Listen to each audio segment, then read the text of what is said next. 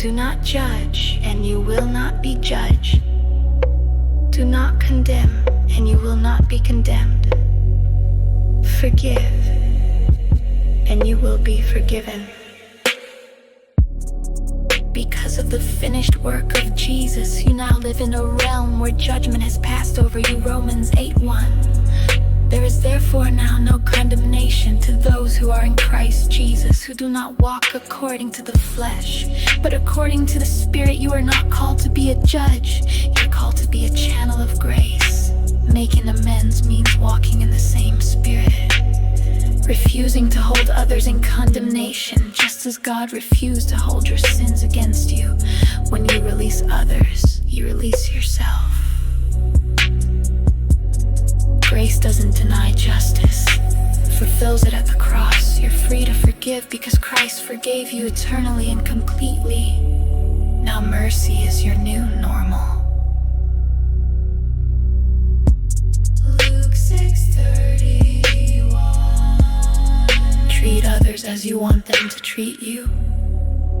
Let the way you treat others flow from the deep truth of how you long to be treated. With understanding, gentleness, and grace. The law demanded fairness. Grace invites transformation. This is not just behavioral, it's relational. When you receive God's lavish kindness, it changes how you respond to people, even those who've hurt you or those you've hurt. Making amends means giving what you've already received from heaven. Love because He first loved us.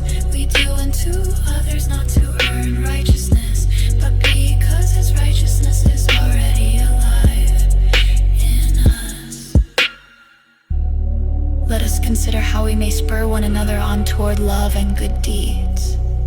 Let us intentionally look for ways to stir each other toward the fruit of love, not religious obligation, but the overflow of Christ within us. Good works don't earn grace, they're the result of it. Making amends is one of the most powerful good deeds, rooted in love because it restores, heals, and reflects Jesus. We don't stir each other up by pressure or shame, but by pointing to Jesus, the one who first loved us and gave Himself for us. Luke 6:35. No. Love your enemies, do good to them, and lend expecting nothing back. Then your reward will be great, and you will be children of the Most High, for He is kind to the ungrateful and wicked. Love your enemies, do good to them, and lend expecting nothing back. Radical love, the kind that loves enemies, blesses abusers, and gives without strings, only flows from a heart transformed by grace. You're not doing this to be accepted by God. You do this because you've already been accepted in Christ. Your Heavenly Father loved you when you were ungrateful. Now that same love fills you, overflows from you, and makes you shine as a child of the Most High.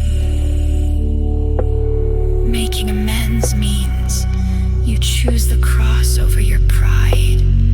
You reflect your Father's heart by loving, not because they deserve it, but because He gave it freely to you.